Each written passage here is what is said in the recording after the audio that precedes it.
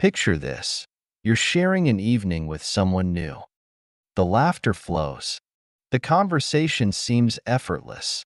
Yet there's a subtle tension beneath it all, like a quiet whisper in the back of your mind. Perhaps they keep glancing at their phone more than they look at you. Maybe they dismiss your concerns with a laugh or get uncomfortably possessive when someone else enters the picture. You brush it off, thinking, everyone has quirks, right? But here's the thing. What if these aren't quirks? What if they're signs? Signs that the road ahead isn't as smooth as it seems. In relationships, red flags often hide in plain sight. They don't always scream for attention. Sometimes, they're the gentle tug of discomfort you ignore because hope convinces you to stay. Jealousy might wear the mask of passion, or an obsession with perfection might look like ambition. Yet, these seemingly small issues often reveal cracks that, left unaddressed, can crumble the strongest of connections. Through the lens of Buddhism, these red flags are more than surface-level problems. They are reflections of deeper truths about attachment, insecurity, and unexamined desires within ourselves and those we love. Recognizing them isn't just about avoiding pain. It's about building relationships that are grounded in compassion, mindfulness, and mutual respect. Over the course of this journey, we'll uncover some of the most common red flags in modern relationships, distractions from social media, broken boundaries, unchecked jealousy, dishonesty, and more. But we won't stop at identifying them. Together, we'll explore how Buddhist wisdom can help us approach these challenges with clarity and kindness, transforming potential pitfalls into profound growth. So, as we begin, take a moment. Reflect on your own experiences, your own whispers of unease. With an open heart and an open mind, let's step forward together into a conversation that could change the way you view love, connection, and yourself. Sign 1. Social media obsession. The illusion of connection. Mia sat across from her date, a gentle smile on her face as she waited for him to look up. The cafe was warm and inviting, filled with the aroma of freshly brewed coffee. But instead of meeting her gaze, her date, Eric, was entirely engrossed in his phone. His fingers swiped quickly, snapping pictures of the latte art, the pastries, even the sunlight streaming through the windows. "Hold on," he muttered, angling his phone for the perfect shot. "This will look amazing on my feed." Mia tried to engage him in conversation, but every time she spoke, Eric's replies were brief, his eyes still glued to the screen. It was as though she wasn't really there. By the end of the date, Mia felt invisible, not a partner in the moment but a backdrop for Eric's carefully curated social media world. This experience resonates with many of us in an era dominated by likes and followers. Social media, while connecting us to a global network, often disconnects us from the people sitting right in front of us. What's troubling is that this obsession isn't just about sharing moments. It reflects a deeper attachment to validation and external appearances. From a Buddhist perspective, this attachment is a form of craving, which the Buddha taught is one of the primary causes of suffering.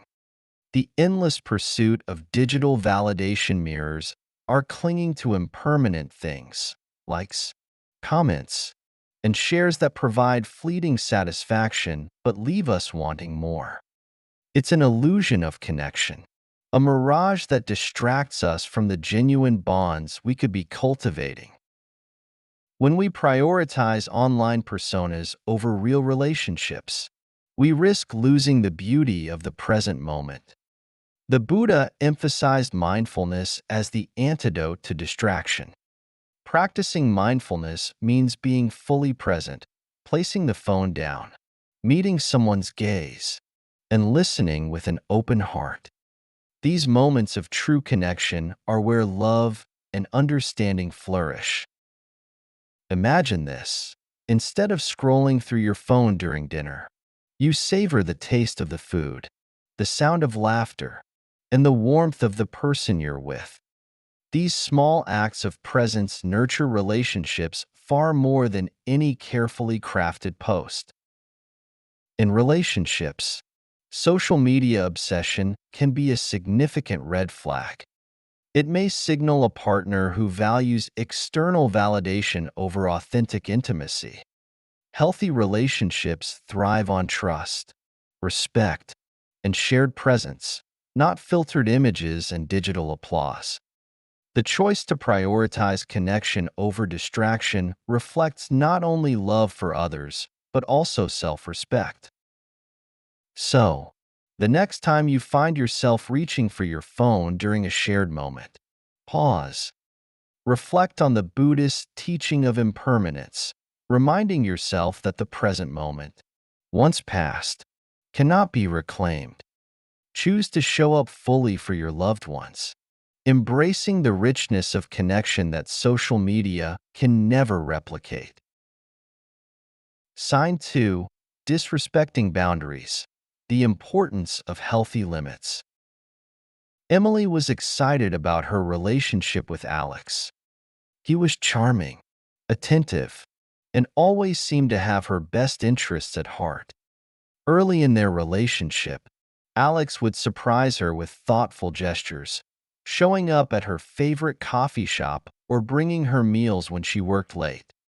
At first, it felt romantic, but soon, Alex's attentiveness started to feel overwhelming. He texted constantly, asking for updates on her day. If she didn't respond immediately, the messages grew more persistent. "Are you mad at me?" Or "Why are you ignoring me?" One evening, as Emily sat down for a quiet night of reading, Alex arrived at her door unannounced with dinner.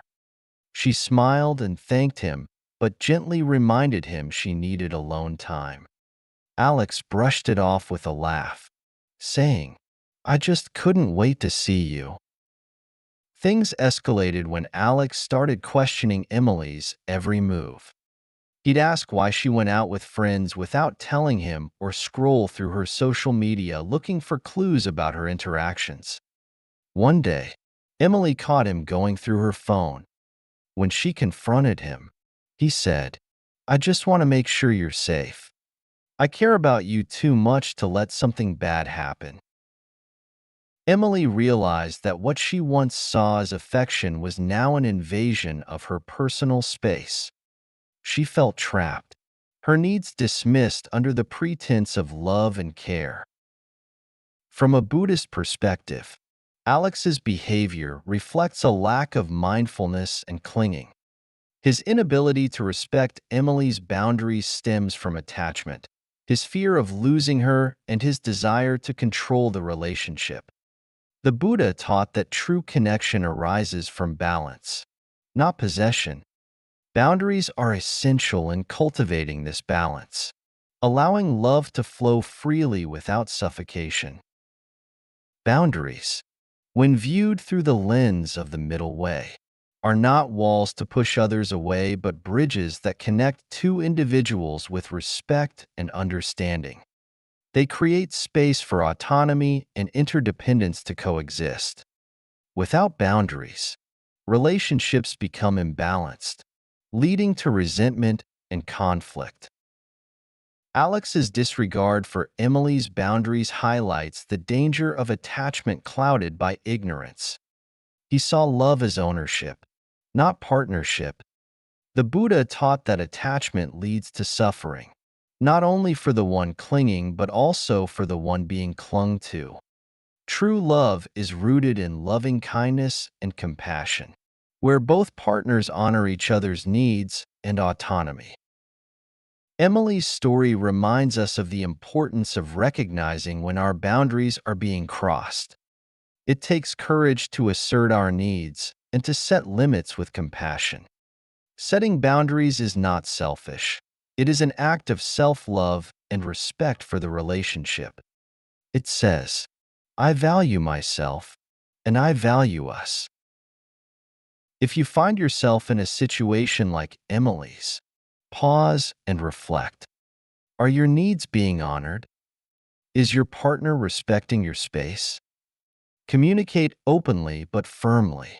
And remember, love that disregards boundaries is not love. It is attachment in disguise. True love doesn't seek to control. It seeks to liberate. By embracing mindfulness and respecting boundaries, we can cultivate relationships that are nurturing, balanced, and filled with mutual respect. Let your boundaries be a space where love grows, not a line to be crossed. Sign 3. Unreasonable jealousy. Letting go of fear and insecurity. Emma was ecstatic about her new relationship with Josh. He was attentive, caring, and seemed to adore her. But it wasn't long before little things began to feel off. One evening, as Emma laughed while texting an old college friend, Josh casually asked, "Who's making you smile like that?" His tone was light, but his eyes betrayed something darker. At first, Emma brushed it off. She reassured him it was nothing serious and thought the moment would pass. But soon, Josh began asking more questions. Why didn't you tell me you were going out with your coworkers? Or why did that guy like your photo? One day, after a family gathering, Josh confessed he felt uneasy about how she hugged her cousin. It just seemed too friendly, he said, leaving Emma stunned. The breaking point came when Josh scrolled through Emma's phone while she was in the shower. When she confronted him, he claimed, "I only did it because I love you so much. I couldn't bear the thought of losing you." For Emma, it wasn't love. It was control wrapped in the guise of affection. From a Buddhist perspective, jealousy like Josh's stems from deep-rooted attachment and ignorance. He clung to the idea that Emma was his to possess, failing to see the impermanent and interdependent nature of relationships. This craving for control, driven by fear of loss, creates suffering not only for the person experiencing jealousy, but also for their partner. The Buddha taught that love is not about clinging or ownership. It is about freedom, respect, and compassion. Jealousy is a fire. It consumes trust, intimacy, and peace. The more we feed it with suspicion and control, the more it grows. But like any fire, it can be extinguished with the right tools: mindfulness, loving kindness, and wisdom. When feelings of jealousy arise, we must turn inward and ask ourselves, what am I afraid of losing? Is my fear based on reality? Or is it my ego projecting insecurities? Mindfulness helps us pause, observe our emotions, and respond thoughtfully rather than react impulsively. Instead of accusing our partner, we can express vulnerability. I feel insecure because of my own fears. Can we talk about this together? The Buddha also emphasized cultivating sympathetic joy, the ability to celebrate others' happiness. In relationships, this means finding joy in your partner's connections and experiences rather than viewing them as threats. Imagine how love can flourish when it's free from the chains of suspicion. Emma eventually found the courage to address Josh's behavior. She explained how his actions made her feel and set clear boundaries. To her surprise, Josh admitted his jealousy came from his own unresolved insecurities. Through open communication and a shared commitment to change, they began to rebuild trust, not through control, but through understanding and mutual respect. This story reminds us that true love is not possessive, it is liberating. It thrives on trust and acceptance, not fear. The next time jealousy whispers in your mind, remember the teaching of impermanence. Nothing is truly ours to keep, but everything is an opportunity to love more deeply and selflessly. Let go of the chains of jealousy. Embrace the freedom of love rooted in compassion and mindfulness, and watch as your relationships transform into spaces of trust, joy, and genuine connection. Sign 4. Trashing exes constantly, moving beyond resentment. Megan was excited to get to know Tom. He was witty, confident, and seemed genuinely interested in her. Over dinner, he started opening up about his past relationships. At first, Megan found it refreshing. He wasn't afraid to talk about his experiences. But as Tom's stories unfolded, a troubling pattern emerged. "My first ex was a complete control freak," he said, shaking his head. "She never trusted me, always demanding to know where I was." A few minutes later, he added, "Then there was Sarah. She was so insecure. Honestly, I couldn't deal with all her drama." By the time Tom got to his third ex, Megan's initial interest had turned into unease. Every woman in his past seemed to be the villain of a tragic tale. Tom's voice dripped with bitterness as he concluded, "I just have terrible luck with women." Megan listened politely, but questions began to form in her mind. If every relationship was such a disaster, did Tom ever consider his own role? Or was he too busy blaming others to reflect on himself? This behavior, while common, reveals something deeper than just a bad streak of relationships. From a Buddhist perspective, constantly trashing exes stems from a failure to let go of anger and attachment. It's as if the person is carrying the weight of their past relationships, unable to move forward because they're still holding on to the pain, blame, and resentment. The Buddha taught that clinging to negative emotions only leads to suffering. When we harbor anger toward others, it's like drinking poison and expecting the other person to suffer. True peace comes from forgiveness and letting go. Forgiveness doesn't mean condoning hurtful behavior. It means releasing the grip of resentment that binds us to the past. In relationships, this pattern of trashing exes often reflects a deeper lack of self-awareness. Someone who constantly blames their former partners may struggle to take accountability for their own actions. The Buddha emphasized the importance of self-reflection, the ability to examine our own thoughts, words, and deeds with honesty and humility. Without this practice, we risk repeating the same mistakes in every new relationship. Megan's story reminds us of the power of perspective. Instead of seeing past relationships as failures, we can view them as opportunities for growth.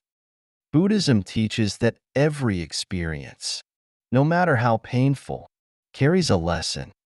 These lessons help us understand our boundaries, our values, and the kind of love we truly deserve. If you find yourself with a partner who constantly trashes their exes, pause and reflect. Ask yourself, is this person stuck in the past? Are they capable of seeing their own flaws? While empathy is important, it's not your role to fix someone else's unresolved pain. When Megan gently asked Tom, "Have you ever thought about what you could have done differently in those relationships?" he was taken aback. "I guess I haven't really thought about it like that," he admitted. For the first time, Megan saw a glimmer of self-awareness in him. She realized that healing begins with acknowledgement. The Buddha reminds us that forgiveness and compassion are powerful tools, not just for others, but for ourselves. When we release blame and resentment, we free our minds from the chains of the past. We make room for joy, love, and growth. Remember, true love doesn't dwell on the ghosts of old relationships. It builds a future rooted in respect, accountability, and kindness. Let go of the past and allow the wisdom of compassion to guide you toward the connection you deserve. Sign 5. Irresponsible Finances, Cultivating Generosity and Wisdom. Lauren had always admired Nick's adventurous spirit. He was spontaneous, full of life, and seemed to embrace every moment. Early in their relationship, Nick surprised her with weekend getaways and elaborate date nights. At first, it felt thrilling, like living in a romantic movie. But over time, Lauren began to notice cracks in the seemingly perfect picture. One evening, as they planned a trip to the mountains, Nick casually said, "Could you book the cabin? I'm a bit tight on cash right now." Lauren didn't think much of it at the time and happily covered the cost. But soon, this temporary financial strain turned into a pattern. Nick frequently forgot to pay his share of the bills or suggested they split expenses unevenly. Yet, he always seemed to have money for designer clothes, concert tickets, and last-minute indulgences. When Lauren finally confronted him, Nick laughed it off. "Life's too short to stress about money," he said, flashing his usual carefree smile.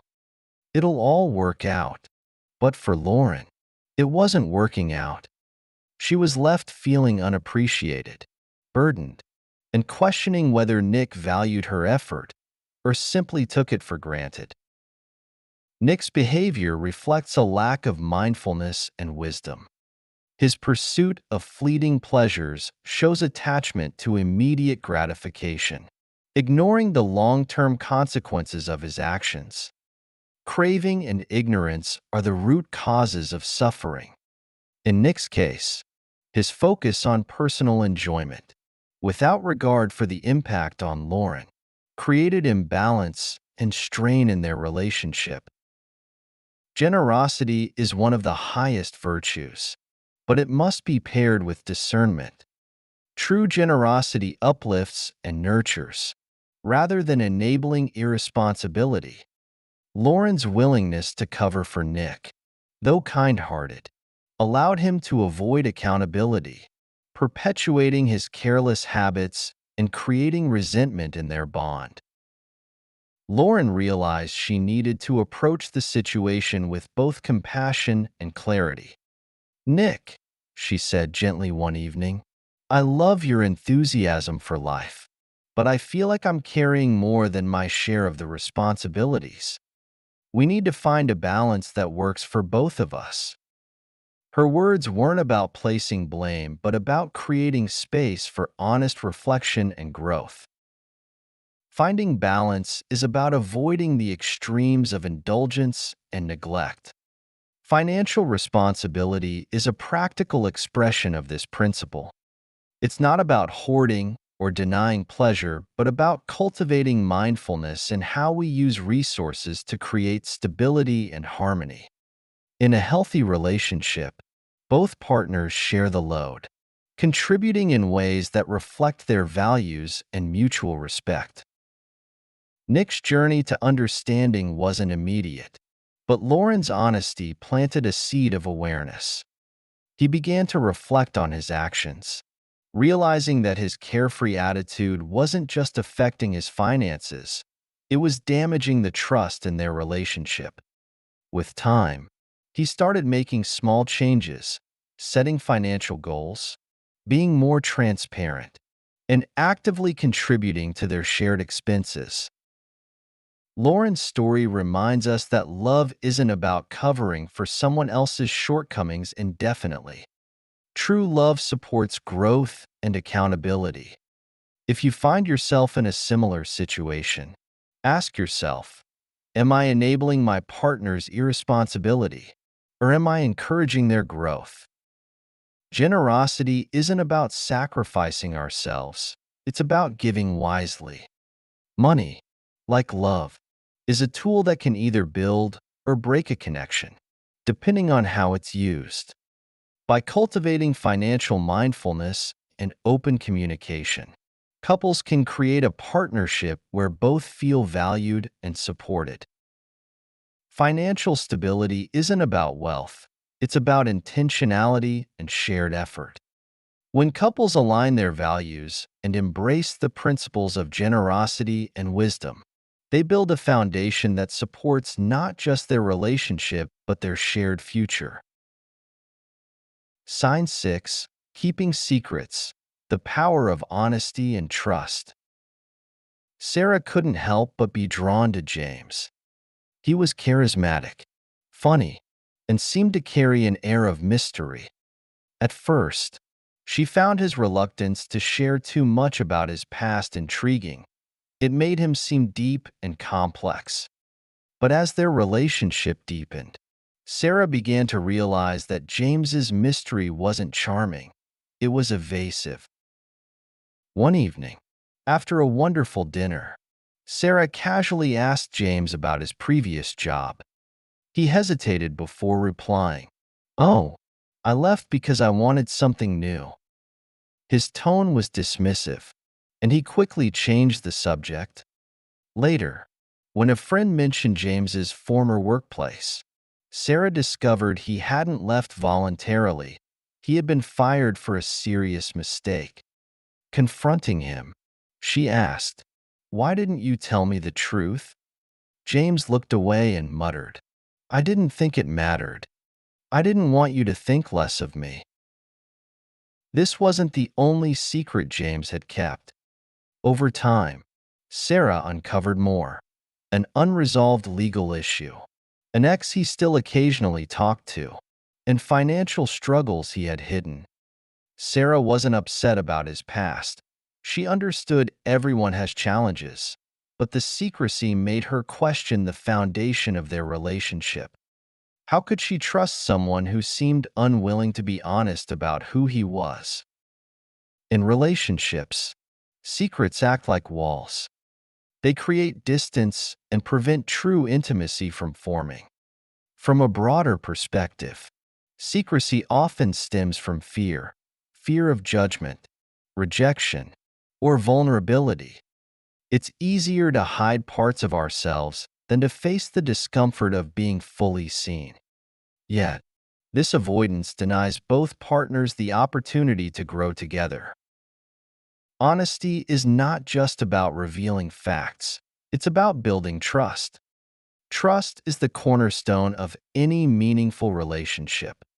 The Buddha emphasized the importance of truthfulness, not just as a moral virtue, but as a means of living authentically. When we hide parts of ourselves, we create suffering not only for our partners, but also for ourselves. The act of keeping secrets often chains us to our past mistakes, preventing us from moving forward. Transparency in relationships is an act of courage. It requires us to say, "This is who I am, flaws, struggles, and all," and trust that our partner will choose to stay. Vulnerability fosters connection. By allowing someone to see our authentic self, we open the door to deeper understanding and unconditional love. Sarah's story is a reminder that secrets don't just erode trust, they reflect unresolved inner fears. When James finally admitted why he kept things hidden, he confessed, "I didn't think I was good enough for you. I was afraid you'd leave if you knew the truth." This admission, while painful, became a turning point. Sarah encouraged James to confront his fears, and together, They work to rebuild trust through open communication. However, not all relationships can survive secrecy. If a partner consistently hides important aspects of their life, it may signal a deeper unwillingness to engage authentically. In such cases, it's crucial to reflect. Am I in a relationship built on mutual respect and honesty? Or am I chasing an illusion? The Buddha taught that the truth liberates us. By letting go of fear and embracing honesty, we free ourselves from the chains of secrecy. Honesty doesn't mean sharing every detail of our lives. It means being transparent about the things that matter, creating a foundation of trust and respect. If you're in a relationship where secrets linger, start by asking open-ended questions. What are you afraid of sharing? How can we create a safe space for honesty? These conversations may be uncomfortable, but they are necessary for growth. True love doesn't hide in the shadows of secrecy. It thrives in the light of truth. By embracing vulnerability and choosing transparency, we create relationships that are not only strong but also deeply fulfilling. In the end, it's not about being perfect, it's about being real. Conclusion: creating relationships that truly uplift. Relationships are never perfect, but they should always feel safe, respectful, and nurturing. Recognizing red flags isn't about labeling others as bad or flawed. It's about understanding your own worth and ensuring your relationships align with your values. Whether it's addressing broken boundaries, letting go of jealousy, or overcoming secrecy, every challenge is a chance to grow stronger, both as individuals and as partners. True love isn't about hiding or holding on too tightly. It's about freedom, trust, and the courage to be vulnerable. When we approach our connections with mindfulness, compassion, and honesty, we create space for relationships that truly uplift us and those we care about. If this video has resonated with you, take a moment to reflect on your own relationships. What are the signs you've been ignoring? What steps can you take to build stronger, healthier connections? Remember, the path to meaningful love starts with self-awareness and the courage to set boundaries and expectations that honor your worth. Now, we'd love to hear from you. Have you faced any of the red flags we discussed? How did you handle them? Share your experiences in the comments below. Your insights might be the light someone else needs on their journey. And if you found value in this conversation, don't keep it to yourself. Hit the like button, share this video with someone who might need it, and subscribe to our channel for more empowering discussions. Your support helps us create content that inspires and uplifts. Thank you for joining us today. Together, let's continue to build relationships that aren't just about surviving, they're about thriving. Until next time, stay mindful, stay kind, and remember, you deserve love that feels safe, supportive, and real.